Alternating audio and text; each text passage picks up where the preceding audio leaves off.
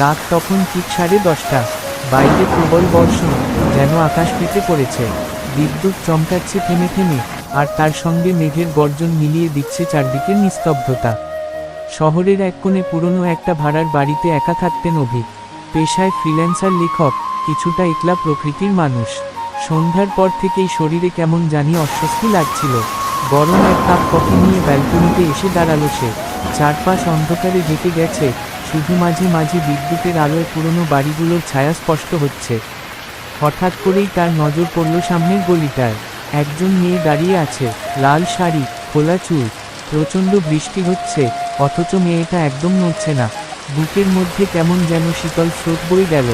মেয়েটা কারো অপেক্ষায় আছে নাকি, নাকি বিপদে পড়েছে?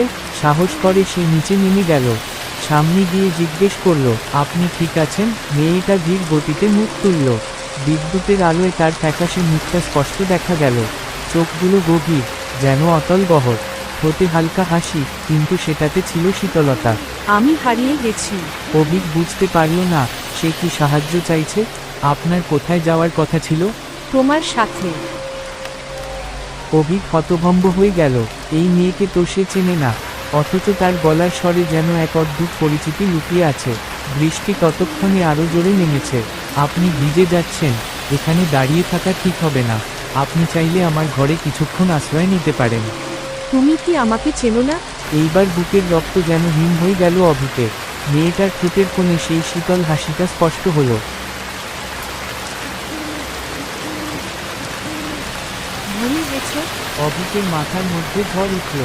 ওর পিতা 7 বছর আগে তার কলেজের প্রেমিকা, যে এক ভয়ঙ্কর অ্যাক্সিডেন্টে মারা গিয়েছিল। অভিক কিছু হাঁটে গেল, কণ্ঠস্বর কাঁপতে লাগলো। এটা অসম্ভব। তুমি তো। অর্পিতা সামনে এগিয়ে এল।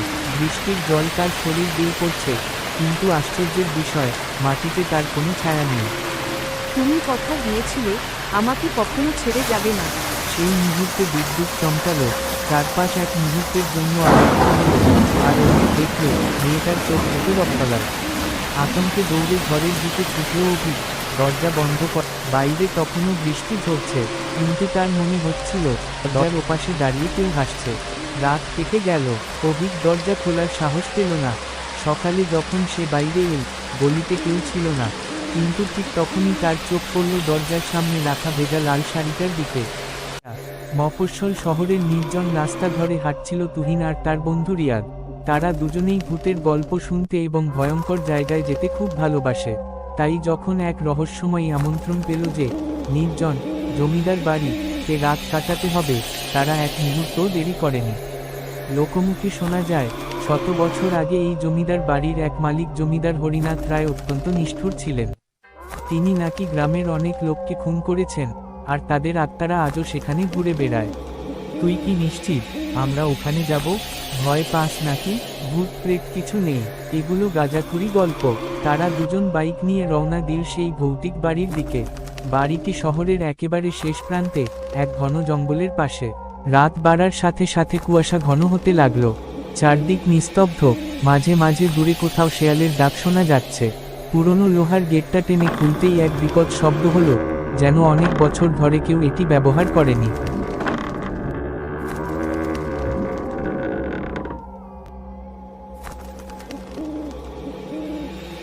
ভিতরে প্রবেশ করতেই তাদের গা ছমছম করে উঠল। বাড়ির দরজার সামনে পাথরের মূর্তি ছিল, যার চোখ যেন কুয়াশার মাঝে জ্বলজ্বল করছিল। দরজাটা ঠেলে খুলতেই এক ঠান্ডা বাতাস এসে মুখে লাগলো। তারা টর্চ জ্বালিয়ে ভেতরে ঢুকল। দেয়ালের রং চটে গেছে, মেঝেতে ধুলো জমেছে, কিন্তু সবচেয়ে অদ্ভুত ব্যাপার ছিল, এখানে কেউ না থেকেও ঘরের আসবাবপত্র একদম গোছানো। কে জানি এখনো এখানে থাকে।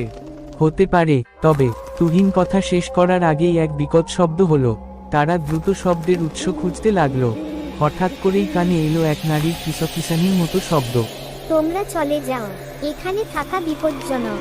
রিয়াদের মুখ শুকিয়ে গেল। তুহিন, এই জায়গাটা সত্যিই অস্বাভাবিক। কিন্তু তুহিন এখনো বাস্তববাদী থাকার চেষ্টা করছিল। তারা আস্তে আস্তে উপরের দিকে উঠল। সিঁড়ির ধাপে ধাপে ধুলো জমে থাকলেও একটি ধাপে নতুন পায়ের ছাপ দেখা গেল। কেউ কি এখনো এখানে আছে? ঠিক তখনই দরজার ওপাশ থেকে বিকট একটা আওয়াজ হলো, যেন কেউ দেয়ালে জোরে হাত চাপড়াচ্ছে। তারা একটা বড় ঘরে ঢুকলো, যেখানে একটা বিশাল আয়না ছিল। আয়নার ওপরে লেখা, যে একবার তাকাবে সে আর বাঁচবে না। আমরা ফিরে যাই প্লিজ। কিন্তু তুহিন আগ্রহ সামলাতে পারল না। সে আয়নার দিকে তাকাতেই একটা বিকট দৃশ্য দেখতে পেল। একজন নারীর ছায়ামূর্তি আয়নার ভেতরে আটকে আছে। সে তুহিনের দিকে তাকিয়ে কাঁপা কাঁপা কণ্ঠে বলল, আমাকে মুক্ত করো, না হলে তোমাদেরও আমার মতো হতে হবে। একসাথে চিৎকার করে পিছিয়ে এলো। সেদিন ছিল বছরের সবচেয়ে ঠান্ডা রাতগুলোর একটি। চারদিকে ঘন কুয়াশা, বাতাস ভারী হয়ে ঝুলেছিল, আর দূর থেকে মাঝে মাঝে শোনা যাচ্ছিল শিয়ালের ডাক। রাত তখন প্রায় 12:30। দুই বন্ধু আদিত্য ও রায়হান হেঁটে হেঁটে ফিরছিল এক অজানা গ্রাম থেকে। বুঝলি রায়হান, এমন একটা জায়গায় ঘুরতে আসা সত্যিই একটা ভুল ছিল। আরে ধুর, ভয় পাস না, আমরা ঠিক চলে যাব। এই পথটা একটু ফাঁকা, কিন্তু গুগল ম্যাপ ঠিক দিচ্ছে। কিন্তু তাদের দুজনেরই খেয়াল ছিল না, এ পথটা গুগল ম্যাপে দেখানো থাকলেও বাস্তবে সেটা যেন অন্য এক জগতে নিয়ে যাচ্ছিল। তারা সামনে এগোতেই বাতাস যেন আরো শীতল হয়ে উঠল। আরে কি হলো? ওটা কি?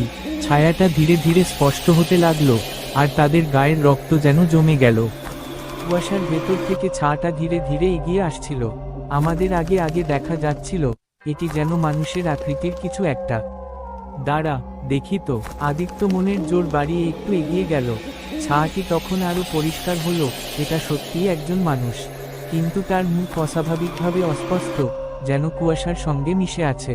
ভাই, আপনি কে? কোনো উত্তর নেই। মুহূর্তের মধ্যে সেই মানুষটি অদৃশ্য হয়ে গেল। আদিত্য ও রায়হান একে অপরের দিকে তাকালো। কেউ কিছু বলার সাহস পেল না। চল, এখান থেকে বের হতে হবে। রায়হান দ্রুত হাঁটে। চারপাশের বাতাস আরো ভারী হয়ে উঠল, যেন তাদের ঘিরে ধরছে। আদিত্য অস্থির হয়ে পড়ল। ঠিক তখনই তাদের পিছন থেকে শোনা গেল হালকা গলায় হাসির শব্দ। একটা ঠান্ডা, অদ্ভুত হাসি। পিছন থেকে আসা সেই অদ্ভুত হাসির শব্দ শুনেই রায়হান আর আদিত্য কেঁপে উঠল। তো তুই শুনেছিস? চারদিকে কুয়াশার চাদরে ঢাকা রাস্তা, কোথাও কোনো মানুষ নেই, কেবল সেই অদৃশ্য হাসি, যেন খুব কাছেই কেউ দাঁড়িয়ে হাসছে, অথচ দেখা যাচ্ছে না। রায়হান এক মুহূর্ত অপেক্ষা না করে জোরে হাঁটতে লাগলো। হঠাৎ একটা ঠান্ডা বাতাস তাদের গা ছুঁয়ে গেল। চল, দৌড় দেই। আদিত্য আর রায়হান বাইক ফেলে দৌড় শুরু করলো। তাদের শ্বাস ভারী হয়ে আসছিল, কিন্তু কোথায় যাবে কিছুই বুঝতে পারছিল না। আর তখনই তারা শুনতে পেল পিছন থেকে কারো পায়ের শব্দ আসছে। তারা ধীরে ধীরে ঘুরে তাকালো। কুয়াশার ভেতর থেকে অন্ধকারে দাঁড়িয়েছিল এক ছায়ামূর্তি। এবার আর অস্পষ্ট নয়, পুরোপুরি স্পষ্ট। একজন মাঝবয়সী লোক, গায়ে ময়লা সাদা পাঞ্জাবি, পা খালি, আর চোখজোড়া একদম কালো। তোমরা এখানে কেন? লোকটির গলা ছিল ফাঁপা, যেন গুহার মধ্যে বাতাস বয়ে যাচ্ছে। আদিত্য ও রায়হানের শরীর অবশ হয়ে আসছিল। আমরা পথ হারিয়েছি, কোনো রকমে বলল রায়হান। লোকটি হাসল, ঠোঁট দুটো অস্বাভাবিকভাবে ছড়িয়ে গেল, যেন চামড়া ফেটে যাবে। পথ হারিয়েছ? এখানে তো পথ নেই।